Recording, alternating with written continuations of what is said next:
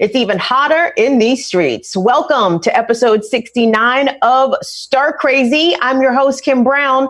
Today's episode is titled A Failed State. Are we living to see the fall of Babylon? Is Rome burning before our eyes? Well, there's a lot of things happening across the country, including the unidentifiable federal police who have since been identified, but are still very much out here kidnapping people for all intents and purposes from the streets of Portland, Oregon, and the streets are responding. Thousands came out last night to the federal center where the courthouse is in downtown Portland to make their voices heard, loud, strong. They will not succumb to a fascist state, and they were met by fascism. We will delve into that.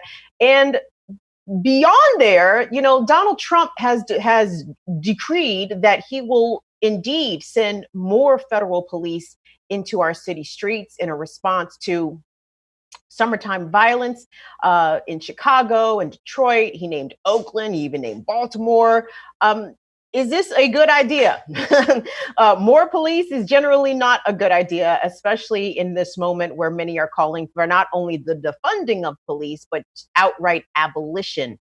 We will get into that discussion a little bit as well. Plus, coronavirus is still marching across the United States. We're seeing an increasing number of places with more coronavirus positivity. Deaths are up, hospitalizations are up, and yet they're trying to reopen schools. You ready for your kids to go back to school during the pandemic? Yes, the teachers so enthralled to be teaching a room full of germified children. We're going to hear from the teachers and hear about why they say their lives are literally on the line should they be compelled to go back to the classroom. And listen, gang, of course, we always want to hear from you. I don't know what happened on Friday, but y'all turned all the way up for the Star Crazy gang on Friday. We had our most viewed show ever, and it was the largest amount of people we've ever had in our chat. So whatever happened, thank you very much for stopping by and joining the conversation. And you can always feel free to do that right now in the chat, in the comments. Anyone that's on Periscope watching via Twitter, we would love to hear your comments as well. And you can email us at stircrazy@therealnews.com. But right now it's time to bring in our fantabulous panel. Apparently I am Gladys Knight with the pips today, and I'm totally cool with that. We're joined today with Star Crazy alum, let's call him that, a fan favorite, director of the Law Enforcement Action Partnership, the executive director of that, Neill Franklin, is joining us. We're also joined with the Real News managing editor and veteran broadcaster here in Maryland, Marc Steiner, and one of the founders of Baltimore's Chinatown Collective, also fan favorite here on Stir Crazy, Leandro Lagera. Gentlemen, thank y'all so much for being here on this hot ass Tuesday. Thank you for having me. I'm in air conditioning. I'm okay. I'm good. I'm inside where it's nice and cool, yeah, right. 72 degrees.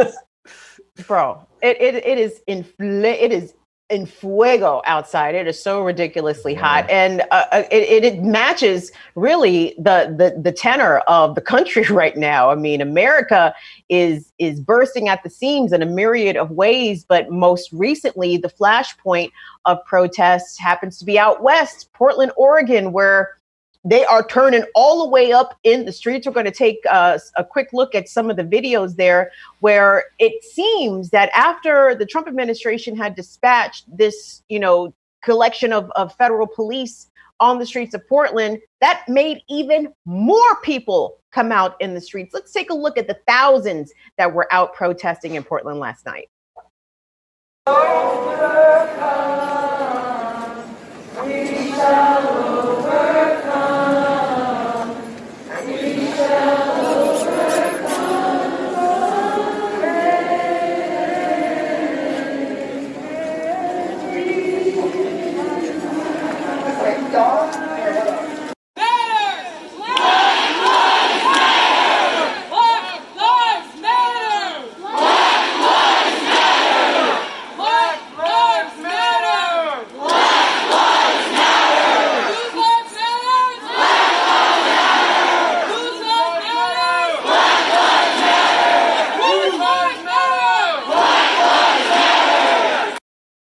Thousands out there, again, like I said, in Portland, Oregon. And what's been getting some attention today or the past couple of days, in addition to the protests, in addition to the federal police kidnapping people off the streets and detaining them unlawfully, the moms, actually, this is a collection basically of white women who have come out and proclaimed themselves to be the moms to protect the protesters out there. Let's take a look at some footage of them. The moms are dressed in yellow. So this is the moms out here, the white moms, actually, let me be more specific. There's nothing wrong with the white moms being out there. Let's just be clear. But Black mothers have been out here protesting and getting beat and tear gas for quite some time. But I am glad to see white women stepping up and putting their bodies on the line. So let's take a look at the moms protesting from Portland, Oregon. Yeah!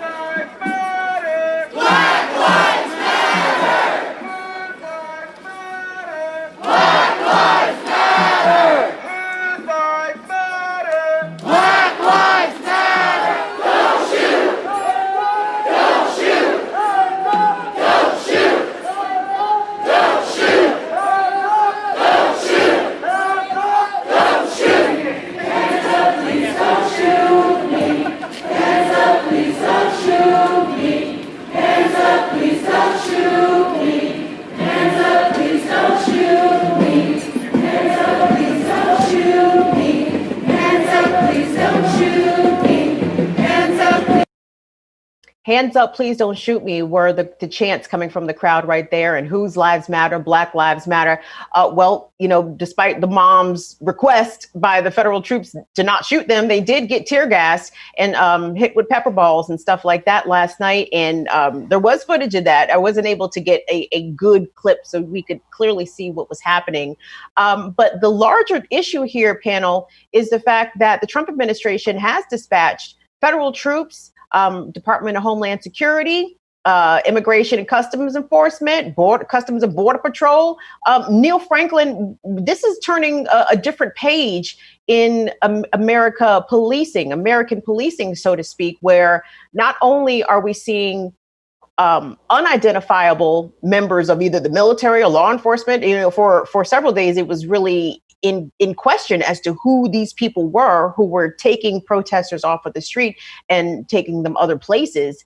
But what do you think when you see federal agents being dispatched as means of crowd control in the face of protests, which have been sustained nightly in Portland for upwards of 50 nights now? What's your take here, Neill?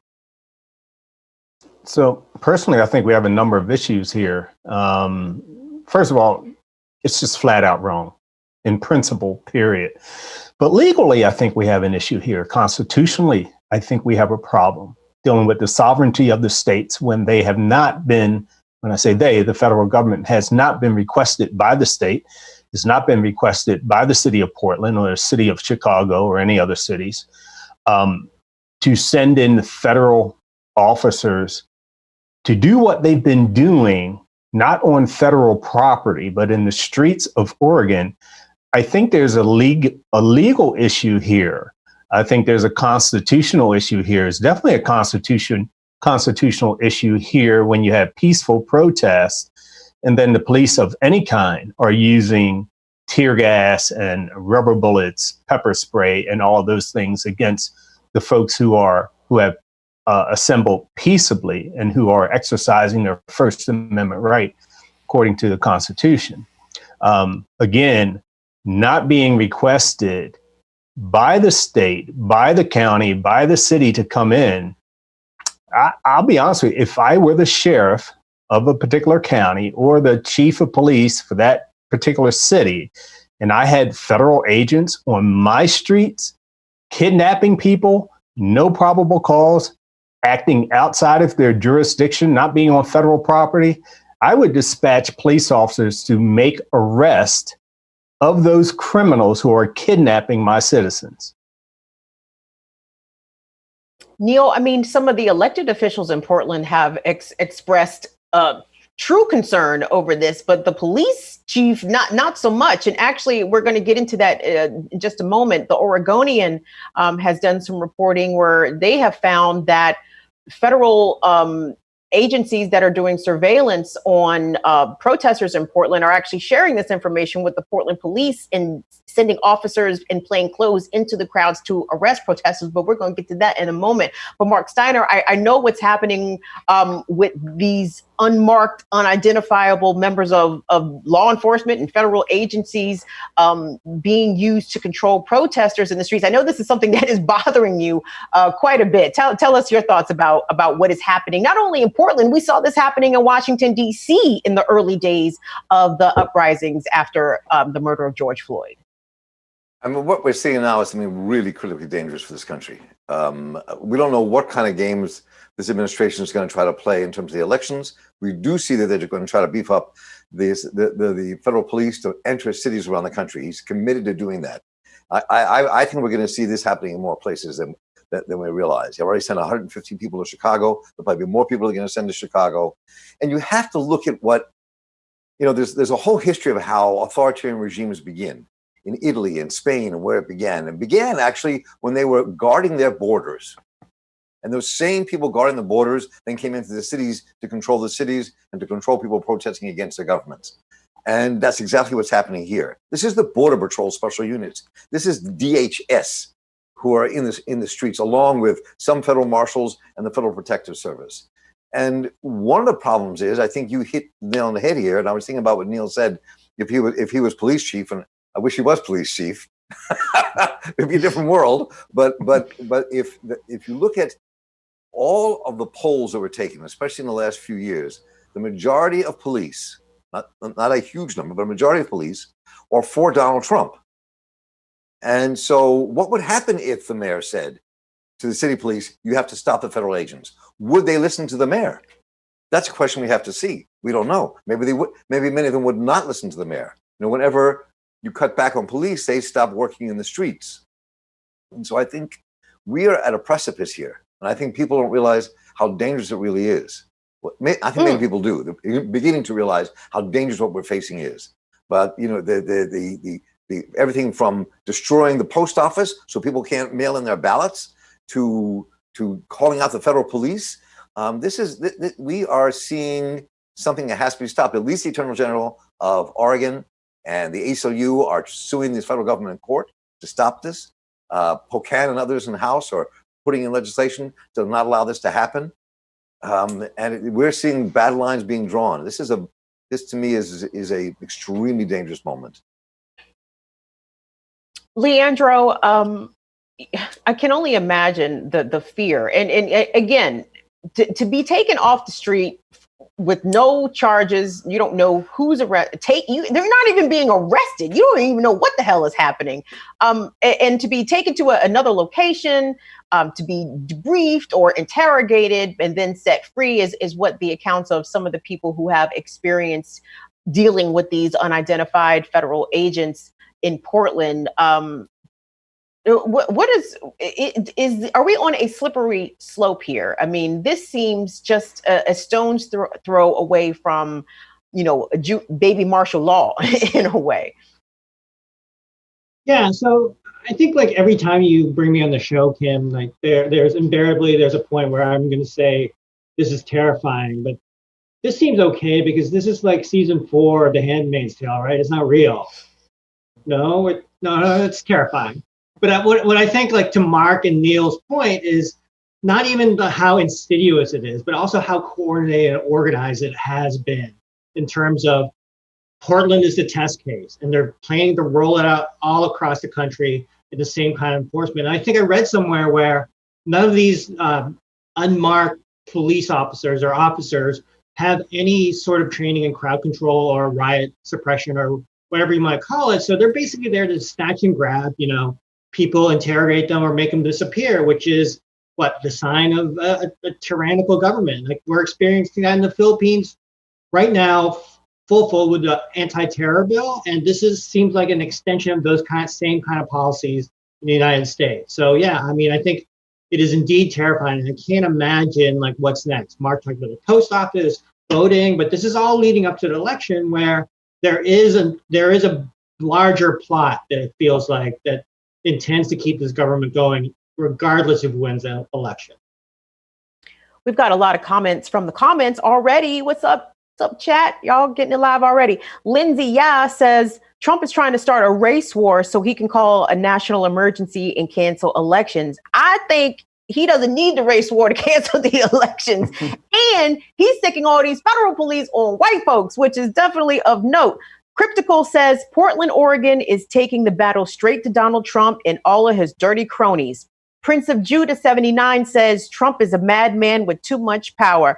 Guys, I want us to go to Dwayne, rather. I want to go to the Oregonian tweets. They tweeted this thread of some of their reporting about the interaction, or I guess the cooperation between local authorities and these federal agencies that are now patrolling the streets of Portland. If we could get those up. Yep. Okay. So federal officers have conducted surveillance of protests from the upper floors of the Mark O. Hatfield courthouse. They analyzed video footage posted undercover agents among the crowds to arrest people on. This is according to some of their reports. This is what the records show. Federal officers have also shared some of their information with Portland police officers who assisted them in at least one arrest earlier this month. The documents disclose. Next one. We're not going to go through all 17 of these. It's just a few of them. President Donald Trump, in a Twitter message on Sunday, wrote that the city's leadership has, quote, for months lost control of the anarchists and agitators, end quote, and that federal officers, quote, must protect federal property and our people. And under an executive order, he sent officers from the U.S. Customs and Border Protection's tactical team. Yes, the tactical team is out here monitoring American streets. The U.S. Marshals Special Operations Group and U.S. Immigration and Customs Enforcement to be part of a new DHS task force. He promised the officers to send the officers to other cities. Now, in response, the governor of Oregon, Governor Kate Brown, has repeatedly called on the federal officers to leave Portland and has said over the weekend that Trump, quote, needs to stop playing politics with people's lives. Governor Brown also denied a request from the Portland police to have help. Let me move my screen around. To have help for another week from the Oregon State Police mobile field. She also said that she would not allow the state crowd control team to assist until the federal officers were gone. Neill, having been a veteran of law enforcement for some time, of different agencies, you know, I'm really curious about your take about this, because again, like I said, it's the elected officials who are pissed off. The police are like, yay, more police. Yes, ICE, state police, Portland police, everybody come together and let's shut down these leftist anarchists out here, you know, turn up stuff in the streets. The police don't seem too bothered by the federal presence of other agencies there. It's the elected officials who are mad. So as police, you know, are police likely to tell other agencies to stay away, or is it the more the merrier in this instance? Well, I think Mark made a valid point earlier that unfortunately a large swath of police officers support Donald Trump. We know the unions do. The unions are in lockstep with the Trump administration.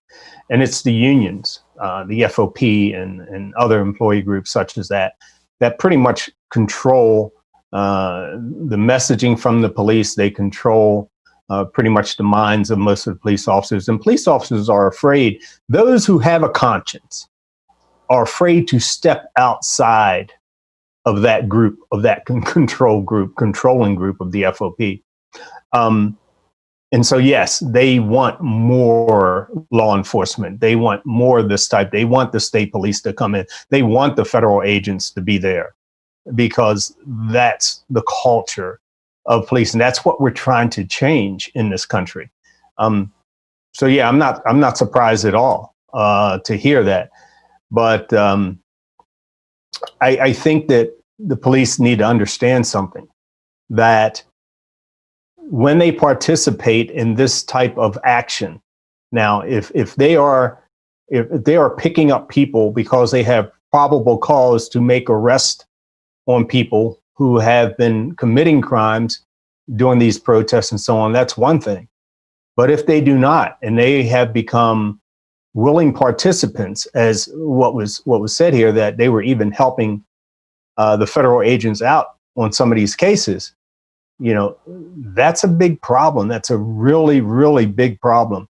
Anytime law enforcement begins to step outside of the law, as we've seen in some cities across the country, to step outside of the law, to step outside of the Constitution, and Fourth Amendment issues and so on.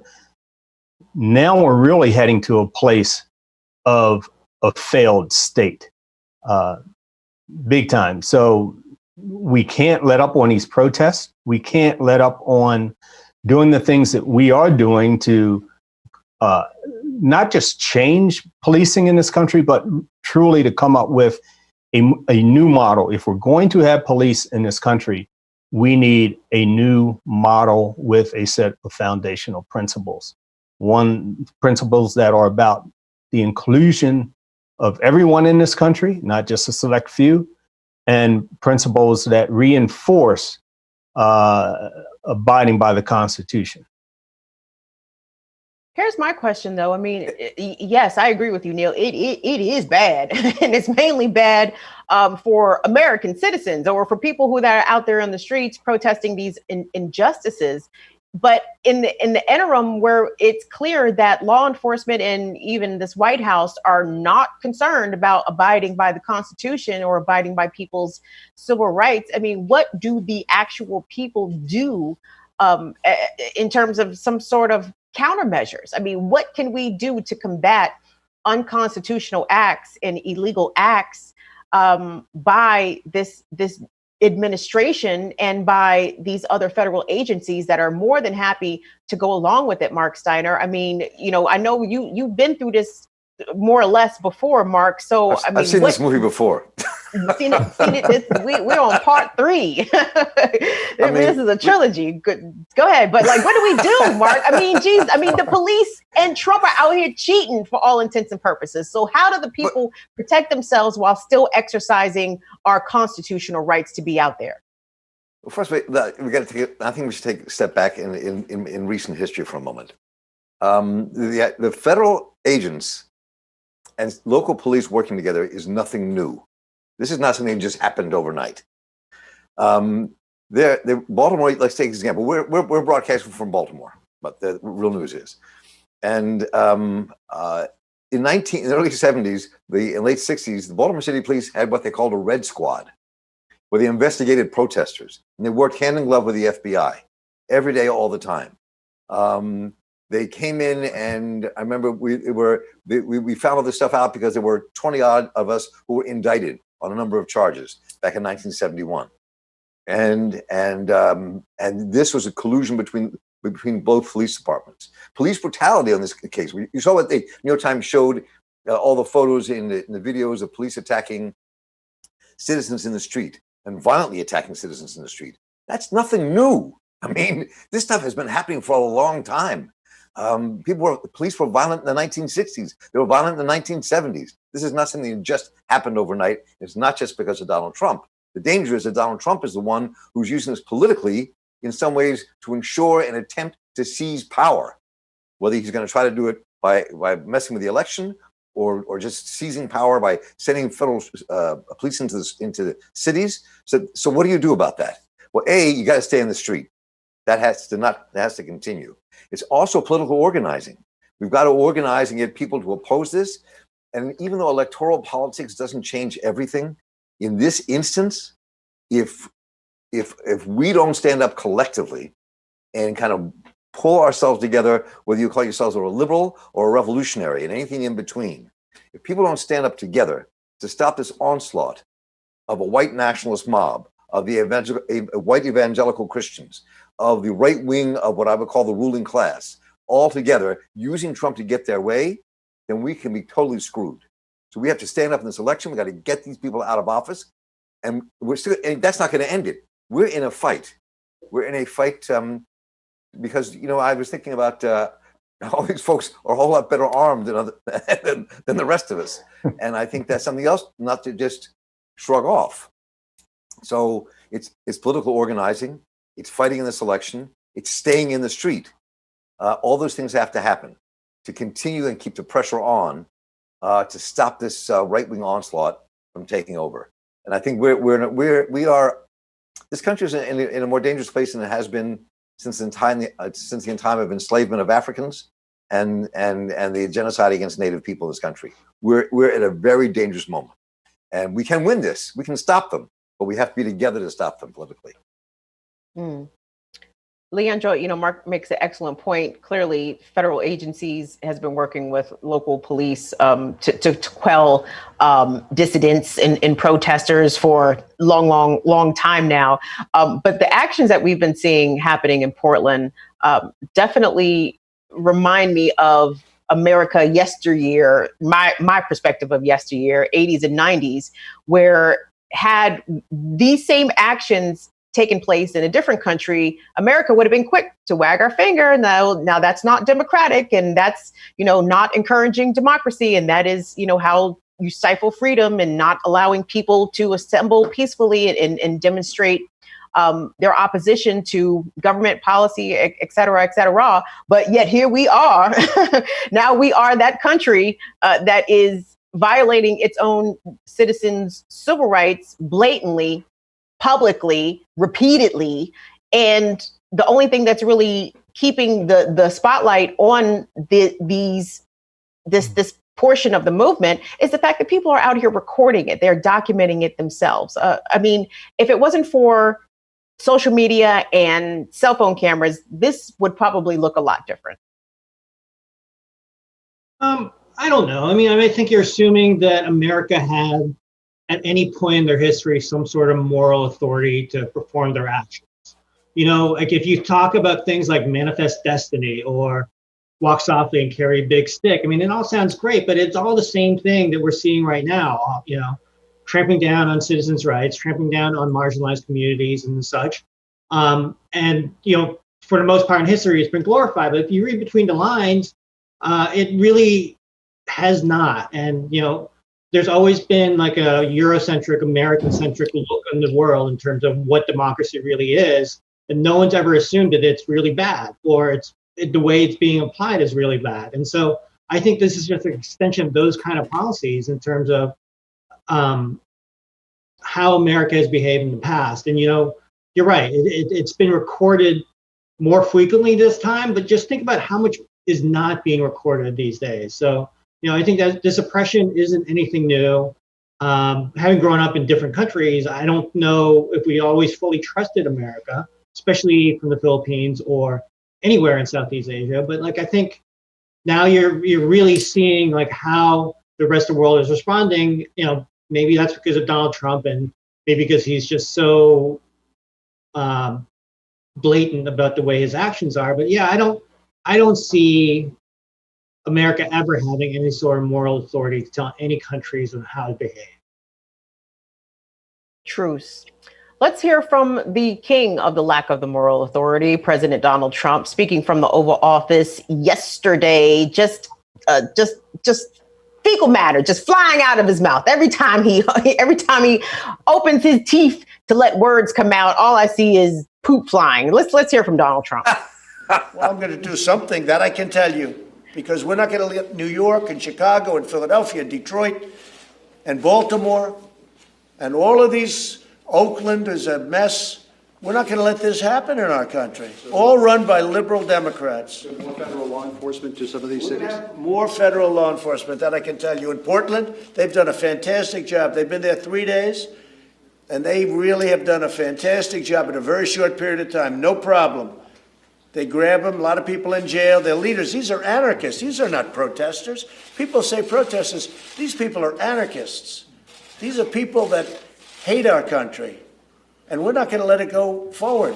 And I'll tell you what, the governor and the mayor and the senators out there, they're afraid of these people. Neill Franklin, I want to get to a point that Donald Trump raised, and that's the issue of increased gun violence in a lot of major cities across America. And this happens routinely, tragically routinely, every summer. When it gets hot, people get to shooting.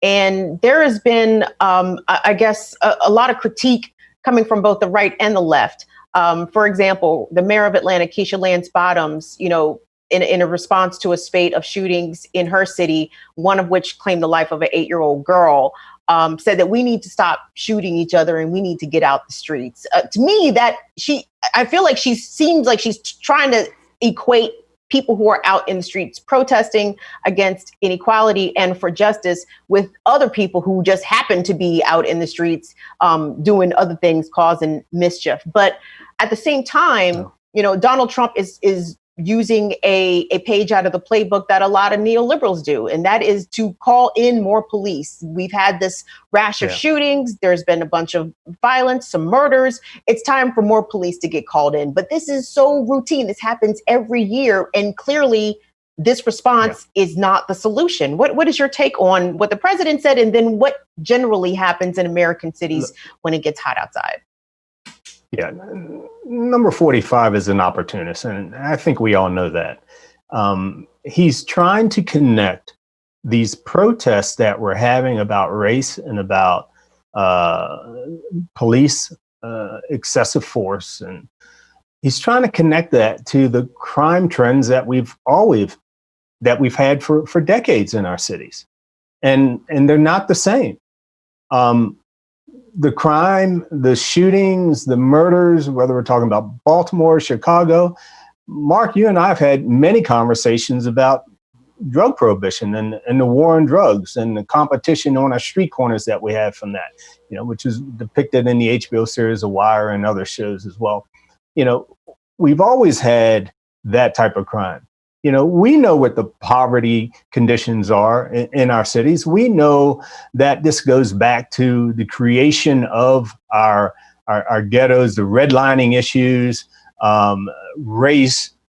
There's so many things in society that pour into why we're dealing with the crime, the violent crime that we are in many of our cities. And let's not connect it to these protests that we're having. And that's what the president's doing. That's what he's trying to do. I want to just say something here real quick about what you've been talking about, something that Mark said. I remember when I started in policing back in the 1970s, and I remember being sent to Cambridge, Maryland on the Eastern Shore to infiltrate meetings that were occurring within the Black community down there. And at the time, I didn't know what I was doing. I didn't know what I was being sent to do as a young police officer, a state trooper. That's what we're seeing happen with undercover police today, going into these protests, feeding information back to their commands, to the federal government, and so on, vice versa. I want to say something to the police officers out there. Most of the police officers out there today have just a high school education. They don't have the education to understand the history that you're talking about, Mark. They don't understand what has been occurring in this country for decades. They just don't have that foundation of knowledge. But if they are to acquire it and understand what has happened in the past and be able to see what's going on now, I would hope that they would refuse to do some of the things that they're being asked to do. And I know that's a tall order because people need their paycheck every couple of weeks and so on. But if I were in that position today, knowing what I know now about the history, about racism in this country, about some of the tactics and the I'm going to say it, the unjust actions of our police officers and police forces today, law enforcement today, I'm sorry, I would have to abandon and seek something, or at least I would have to be a whistleblower big time. I know there are a lot of police officers out there that, if they could, they would band together to push back against what's happening in our country right now, dealing with these peaceful protests and the reason they are protesting. And maybe there's a way we can make that happen and create some sort of a safe space for them, but they need to be educated first on history in this country and what we're seeing unfold right before our eyes. Now, I was thinking about what you just said, and it's first when you said Cambridge, it made me flash back to being arrested there in 1962 in civil rights and being beaten and tortured by the police, state and city police in Cambridge. That's what I'm saying. Things have not changed that much in some respects. But what you're saying is real. And I've said this before, I think on Stir Crazy, that I've got a grandson and a nephew who are cops. And one in the Northwest and one here in Baltimore. Sat down with both of them and said, don't let the police change you. You have to change the police. Yeah. And stand up. And that's really kind of an important message to get out. So especially to our younger officers who are coming in, and some of them coming in, as you know, come in a very idealistic way. Some come in with terrible racist, fascistic ideas, but a lot of people come into the police with ideas of trying to serve. And that's really true. People, I think on the left and people who are fighting police brutality, which we should be doing, don't always recognize that. But, you know, but what Trump is doing with this, he is creating this divide, and he is allowing, you know, we talked about the murder. Kim, you brought up the hot streets of Baltimore and other cities around, and the murders that take place and the shootings that take place. We have to go back and think about why that is, in terms of how do you create a policy that defunds the police and puts money into changing the reality on the ground. And that's really critical here to talk about. We have to talk about that even more, because it's not just about saying no more police. It's about saying you can't have the police do what they do. They can't be funded the way they are, sucking up all the budget. If you look at the map when shootings and violence occurs in our cities, in Baltimore City, let's say, where do they occur? They occur in the most dystopian communities in the country, places where there are boarded up houses, places where there are vacant homes, places where rats and dogs run the streets. I'm talking about the literal ones. I'm not talking about human beings and people who throw out names and slurs. You're talking about people who are under and unemployed. Talking about people who work less than for $15 an hour, trying to take care of their children, trying to keep things up with no grocery stores, no hospitals, no health care, nothing in their communities. So, you know, we can't have to fight for that change so that doesn't occur anymore. If you look at what the interrupters do, violence interrupters in our communities and communities around the country, investing in that can help stem the violence while we're also forcing the governments, if you're going to have development projects, to hire the people in the inner cities so they have work, can make a living, take care of families, and change the dynamic. You're not going to change it if we do that. And we are a gun-ridden country. We just are. And so, you know, we have to think about what it is that interviewing the Reverend Barber, Reverend Theo Harris the other week for Real News. One of the things they talk about is you can't just focus in on one thing. You can't say it's just about police brutality, which has to end. It's about how all these things are connected. Systemic racism, the growing poverty. I mean, if you think about this in America right now, you have 143 million people in our country, 43% of Americans who live on the edge of poverty or could fall into poverty at any moment. We need to be uniting these ideas together while we stop the kind of police brutality going on, defunding the police, but you also have to talk about economic development so we end the violence in our communities. That's what's going to end it. And I think that, you know, we got to really think about this very carefully and how we portray it. And I think one of the beauties about these protests around the country that I'm watching right now, what they say to me is that you're seeing hundreds of thousands of people, multiracial groups, Black, white, Latino, Indigenous, Asian people in the street together. And that is an amazing moment. And so, you know, that changes the social and political dynamic. And we have to build on that. There's a movement growing out there, and it has to fight to seize control before the wingnuts seize control, which they're already doing. So I hear you, Neill, completely. We've had these conversations, you and I, over the last 10, 15 years together. But we're again, I keep using this word over and over again. We are at a precipice. We have to win this moment. If we don't win this moment, our country, our children, our grandchildren are in deep trouble. Leandro, I agree with you, Mark, because I feel like beyond when we actually need to survive this moment, right? Because yes, we do. We have to survive. Right. Right. We are facing, a tremendous amount of, pushback from the government for people out there advocating for our rights, but we're also in the middle of a fucking pandemic that is taking people out left and right. Leandro, we're fighting dual wars or wars on several fronts here between dealing with police violence and COVID-19. What does this moment call for on behalf of all the people that are in the streets, like Mark mentioned, and who are ready for something new? We don't even want reform at this point. We want the shit to look completely different. we want to remake it. Let's put it that way. I don't know if they're necessarily unrelated. I think I agree with you, like the simple answer and the best answer is just burn it all down, right? And just build it all back up. But the way people talk about the government bumbling, like the COVID strategy, but are they really? Because all they're really doing is putting, brown and black and BIPOC lives in danger in terms of the way they've decided to open up the country again in relation to COVID. All the protests related to George Floyd and stuff is in response to the way Black and brown communities have been treated.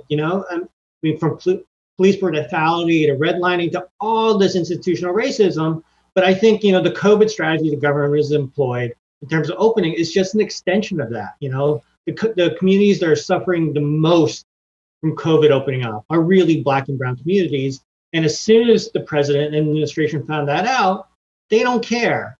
From governors like Kemp and DeSantis, the guy from Florida and such, they don't care if these communities are harmed. And it's an acceptable risk, an acceptable loss for these communities to be harmed if they could open up the country, restart their economy, which is still unproven whether or not this will do it or not. But again, it is another extension from what people are protesting in terms of everything they do. It's an assault on Black and brown communities. So yeah, I think the simple answer and the best answer is we need to burn it all down and start again. Because if we just try to improve the system, all we're really doing is improving on a system that encourages institutional racism. Totes my goats. From the comments, Schultzy100 says, Mr. Lagera, it's great to see him again too. Another great panel. So the panel is wait. The audience is glad for the panel that we've assembled today. I just wanted to let you know, Leandro, you got some fans out there in the stands. Well, speaking of reopening, the first, or rather the second things that are being considered to be reopened right now is public schools. And, we've seen states across the country go through different phases of reopening indoor dining, reopening bars, gyms, hair salons. Well, a lot of that shit is grand opening, grand closing. A lot of those reopening plans are now being stalled. However, in some of the coronavirus hotspots, they are totally trying to send kids back to school, along with teachers, along with custodians, along with cafeteria workers. This is a huge problem. And the line coming from the Trump administration and his minions are that children are less likely to die from coronavirus. Well, that might be true to a point, but kids have absolutely died from this virus. And some teachers are taking steps now to update their wills, their advanced directives, because they totally believe if they are forced to go back into the classroom for 2 days, any sort of in-person learning, teaching situation is going to possibly cause the spread of COVID, because how do you social distance children or teenagers for that matter? I wanted to take a look at a story coming out of Texas where, teachers have been protesting really for a number of weeks against some of these reopening plans for public schools. And the scene was no different out in Texas when teachers stood up and said, nope, we're not having this. Let's take a look at that. In Austin today, dozens of Texas teachers rallied at the Capitol, requesting an extension before they're told to return to campus. Teachers are not martyrs. Teachers have lives. Teachers are people too. On Friday, the Texas Education Agency changed its reopening directive to schools. The school districts can now choose to postpone on-campus instruction for the first 4 weeks of classes. After that, they may petition for an additional 4 weeks off campus if they need it. This is a step in the right direction. It certainly gives us an opportunity, hopefully, for the state to get control over the level of COVID within the Houston area. But not all school districts are doing the same thing. Today's protest in Austin was for the teachers who've been told they'll have to start the school year in the classroom, even though the state says they don't have to. The president of the teachers union says they don't want to go back until it's completely safe. And at this point in the pandemic, his suggestion of when it will be safe sounds like a tall order. At least 14 days of declining new COVID cases, and that the percentage of COVID positive individuals within the community has dropped below 5%. Well, if you've been following the rate of coronavirus spread in the state of Texas, you know that Texas is quite a ways away from 14 days of consecutive decline in coronavirus positivity. I want us to also take a quick listen to some audio from the governor of Missouri, who was making some waves around the news cycle the past 24 hours or so from the comments that he made about sending kids back to school during the midst of the COVID pandemic. Let's listen to that. What an idiot. But look, you can't just, these kids have got to get back to school. They're at the lowest risk possible. And if they do get COVID-19, which they will, and they will when they go to school, they're not going to the hospitals. They're not going to have to sit in doctor's office for days. They're going to go home, and they're going to get over it. And most of it all proves out to be that way, that if you look at the science of it.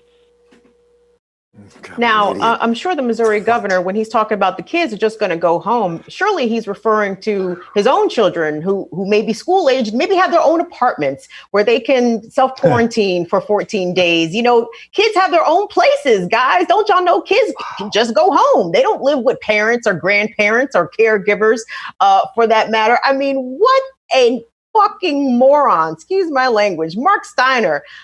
When you hear the concern coming from the Texas teachers, like the gentleman said it very plainly, we are not martyrs. And then you hear from the Missouri governor saying, we got to get these kids back to school. If they get sick, they won't go to the hospital. They'll just go home. And infect their parents and the rest of the people in their neighborhood. I mean, so, I mean, he's an idiot. I mean, there are a lot of idiots running governments. It's clear. We've seen them more and more. They keep coming out of the woodwork. And, so what we should be demanding here is that the federal government and state governments invest in education, invest so every kid can have home learning at this point. So everyone has an internet connection. Everyone has a computer. If you look at, when I talk to people whose kids go to private school, they're not worried about this stuff because everyone who goes to private schools has computers. Everyone's connected to the internet. So they can have their seminars and they can do their work and they have book-lined homes. So the federal government and the state governments have to invest in this online education. The access to the internet, digital access, has to become a public right. And every student has to be able to have that until we get through this pandemic. And it's rough. Look, it's horrible when you see, you remember all of us remember when we graduated high school. It was the parties and having fun and walking across the stage. And this group of kids didn't get that. And so this is a rough time for young people. It's a really hard time. They have to be separate. And when they're not separate, look what happens. I mean, look, they'll reopen the bars in a neighborhood here in Baltimore called Canton. They reopen those bars. And now Canton is one of the hot spots of the country. I read the other day, 1,400 new cases in one day. And we cannot allow schools to open. We have to help our students learn so they don't fall back.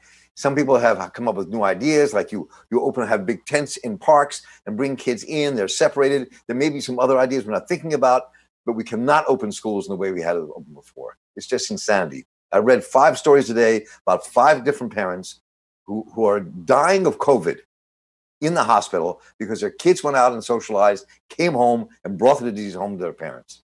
So this is these are people who deny science. These are people who, I mean, they're idiots. They drive me crazy when I see this Missouri governor. I mean, who is this clown? Who elected this fool? I mean, this is ridiculous. But see, here's my thing, Mark and Leandro. I'm about to kick this ball to you because this sounds way more sinister than stupid, right? This dick knows that these kids don't live by themselves. They know that people have compromised immune system or underlying conditions or chronic issues that make them more susceptible to COVID. I mean, he as the governor should know this, right? So I got to take stupidity off the table because this is not him being stupid. This is him just not giving a shit about not only the lives of children, but the people that these children live with, their families. You know, I mean, there's a couple important stats. First of all, like I saw a stat where 31% of all kids tested in Florida have contracted COVID. 31%. But the other, like the sinister thing you're talking about is that there is an acceptable amount of deaths of children that the Republican Party is able to accept in terms of, for the sake of opening up schools. But in reality, this is straight deflection. This is the purest form of gaslighting because schools, and this could be unpopular, of course have to open up. And I agree with Mark that, you know, for more wealthy and affluent families, it's not really as much of an issue, but studies have proven that there is a developmental aspect for children to be in schools of social interaction, and that's really important. But what really this is deflecting from is that it's been a botched response to COVID overall because other countries have opened up schools, but that is in conjunction with contact tracing, with extensive testing, with extensive quarantine, where they have been able to prove that COVID-19 has been at least been under control, or at least has been almost eliminated, or they can approve a way if someone contracts the disease, they isolate them, they do contact tracing, they do testing, and they make sure another outbreak doesn't occur. So I think, you know, the call for calling out schools is something that is being gaslit to the whole American public because people are going to say, of course, schools have to open up. But, you know, we can't open up schools because we have effed up the way we've treated COVID. If you look at the latest chart, we are right at the peak of hospitalizations where we were back in March. And that's when New York City was infected. But now we have, you know, the rest of the country, and we're at 53,000 hospitalizations or something, which is at our max. So I don't understand when people see the data, why they think we can open up not just schools, but anything, any restaurants, bars, parks, beaches, whatever, and why we're not in deep quarantine once again. I mean, Neill Franklin, to me, what the message coming from the White House and the subordinate Republicans that support this president, the tone of this is get down or lay down for the American people, for working people, for people, you know, who have school-age children. Their job may or may not be open. They may or may not be able to work from home, but the kids being home is hampering people's ability to work and to generate and stimulate the economy. But at the same time, the federal government is offering so little to public schools to help them reopen. I mean, school districts across this nation are talking about the many millions that they have spent in either PPE or hand sanitizer or doing things to help prepare the school to help mitigate the spread of coronavirus. But the government is not helping the public schools. I mean, there is a bill being debated now that who knows whether or not it'll actually get passed in Congress. You want to talk about non-essential workers? Fucking Congress is useless in this moment. But what are people to do? Honestly, you can't just send your kid back to school in the midst of a pandemic. But at the same time, people themselves are having to take that chance, especially Black and brown people who do work essential jobs, about catching coronavirus because the show must go on, for lack of a better phrase. Yeah, and especially in the Black community, we've already seen the disparity issues in rates dealing with COVID. You know, if you happen to be Black in this country, your chances of contracting it and dying from it are much higher than white counterparts. In our poor communities, you know, I do see a problem that needs to be solved in the community. You know, if we're going to be keeping our children at home, which we should, not sending them back to school at this time. We have many parents that work. They have to work. They have essential jobs and they have to work. And so the community has to come up with a solution for tending to the children that would still be home, learning from home. And in addition to, unfortunately, a lot of our kids get their meals from school. But in many of our communities, the communities have rallied together to deal with that issue and to solve that issue of getting regular meals to those children who need them. And Mark is absolutely right about the technology gap that we have in this country that needs to be closed dramatically. The educational system, because of what we're dealing right now, is going to change. It has to change, at least for a while. And we need to be looking at, what will it look like in the future, even beyond COVID-19? And again, closing that technology gap, this is definitely an opportunity to do that. But I'll end with this. What we're dealing with here is a big leadership problem or lack of appropriate leadership at the federal level. If you look at these other countries around the globe, the reason they're doing so well is because of the country's leadership in these different places around the world. With that proper leadership, you will get people to wear PPE and to wear the face mask.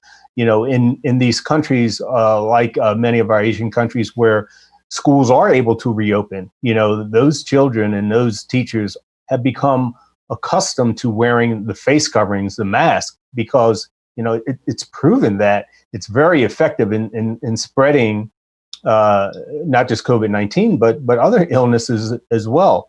But because of our leadership issue, which we know is about dividing this country, he's made this very problematic and deadly disease. He's made it a political pawn to divide this country for his benefit.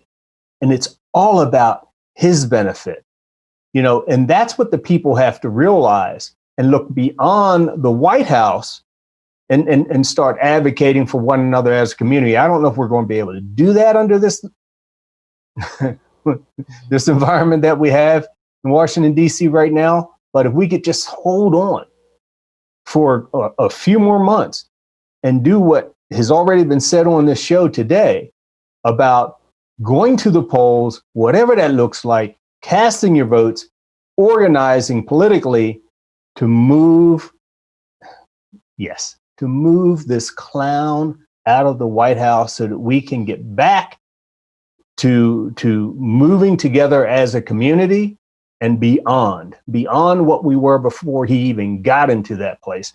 And I think he and what he has done and what he has torn apart should be enough motivation for everyone in this country to move beyond where we were before he even took office. Gang, before we say au revoir for today, I wanted to take a moment to talk about the brand new book that has been published, written by two of our Real News colleagues, in a way, Brandon Soderberg and Baynard Woods. They have a new book. It's titled I Got a Monster, The Rise and Fall of America's Most Corrupt Police Squad. It is about Baltimore's gun trace task force. You want to talk about who's keeping it gangster? The BPD keeping it 100% gangster, y'all. They was out here robbing people. They was out here crashing into people. I mean, it was their world, okay? You want to talk about the thugs? The thugs was right there wearing Baltimore police shields. And Marc and Neill and Leandro, I know you guys are familiar with what happened with the gun trace task force. I just want to go around and get your comments real quick because, Baynard and Brandon have written this book highlighting what happened during their reign of terror. There's no other way to put it. Neill Franklin, your thoughts about these rogue units. This is not particular to Baltimore's police department. We know about rogue units in major police departments across the country. But Gun Trace Task Force, at least they had the racial harmony together. It was black and white cops out here robbing folks. What's your take about that chapter in Baltimore policing? I'm going to be very brief, and I'll explain why.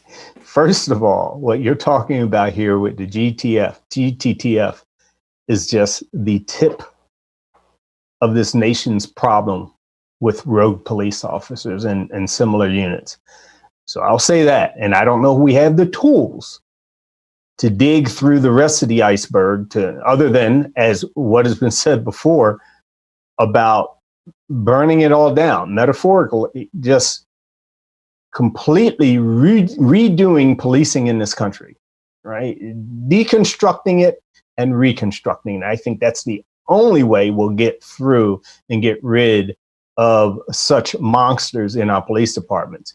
Regarding specifics about the Gun Trace Task Force, there's not really much I could say right now because I have to watch what I say, because I will be an expert witness on a number of these cases, so I have to be very guarded with what I say. I'll leave it at that. Understandable. Marc Steiner, I Got a Monster, the Gun Trace Task Force of Baltimore City. What are your thoughts? Well, I interviewed Brandon and Baynard the other day for Real News, for their book, and I think it should be out tomorrow or Thursday at the latest here on Real News. And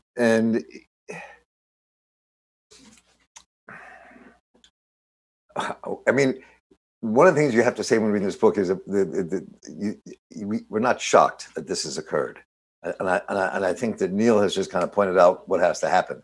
We have to deconstruct and reconstruct.